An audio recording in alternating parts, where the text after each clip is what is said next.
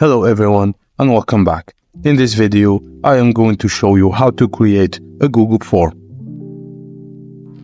Open Google Chrome and navigate to google.com. Once signed in, click on the Google Apps icon at the top right corner. Scroll down and click on Google Forms. You will find various templates available such as quizzes, contact information, RSVPs, party invitations, and more. You can select blank to start from scratch. After selecting the blank form, you can specify the name and description, then add questions by clicking on the plus icon. Choose the question type, which is short, paragraph, multiple choice, checkbox, or drop-down. Toggle the required switch if you want questions to be mandatory. Click the plus icon to add more questions.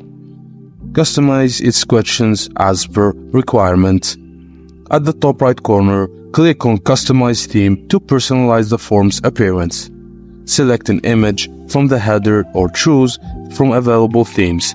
Adjust theme, color, and font style as desired. Once done, you can share the form via email, create a shareable link, or copy the link to share it manually. Creating a shareable link is convenient for sharing multiple recipients or keeping it for yourself to send later. And that's it, guys. Thank you for watching, and please don't forget to like and subscribe for more.